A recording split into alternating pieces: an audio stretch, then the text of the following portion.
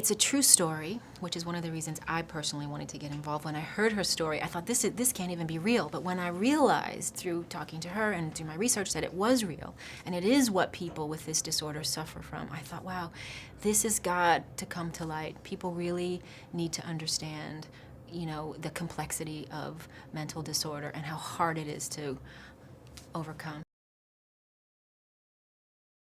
Frankie has two characters inside of her battling to exist, let's say. One is the unthinkable for me, a white, racist character. When this character comes out, Frankie actually sees herself when she looks in the mirror. She disassociates enough that she sees herself as a white woman, and she has very racist views and thoughts. And then she splits off to a small child who is certifiably diagnosed as a genius. So all of this is swirling inside our Frankie, who is living in the inner city in Los Angeles, working as a go-go dancer slash stripper. And it's her journey to try to, you know, deal with all of these personalities. Well, this story came to me about maybe 10 years ago, and it was just an idea. It was the story of this real woman, and because I got so fixed on it and so fascinated with her and that this was a true story, then I almost couldn't believe it. I thought, I've got to be a part of it. So I became the producer on it, and I helped find the director and the writer, and we went off on our way, and 10 years later, here we are. It was a long road to the end, but finally, here we are.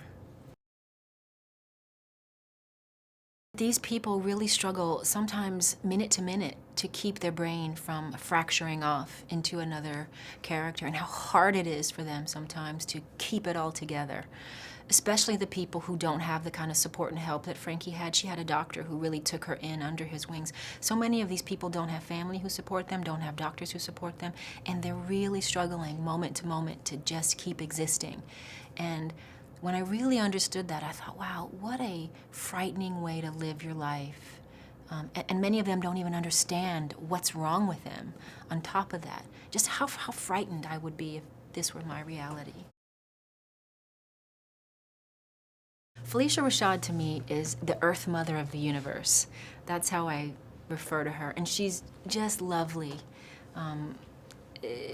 Everybody would want her as a mother. So when she agreed to play my mother in this, of course I was ecstatic, and she brings a sensitivity and a gravitas to the role that I think was really important for Frankie's mother.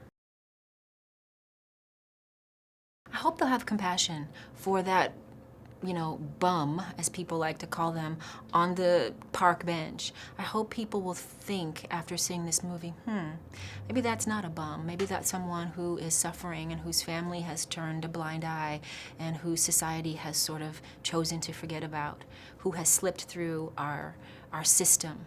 And maybe they're a Vietnam vet who never got help and whose mind is fractured, and they're just struggling to survive. I hope people will have compassion, and then I hope they'll move to action, you know, and get involved with some sort of charities that help, you know, the mentally challenged. If you have a family member who's suffering, maybe you'll embrace them instead of kicking them aside and making them be like the taboo secret. Maybe people will be inspired to stand up and actually help. That would be my hope.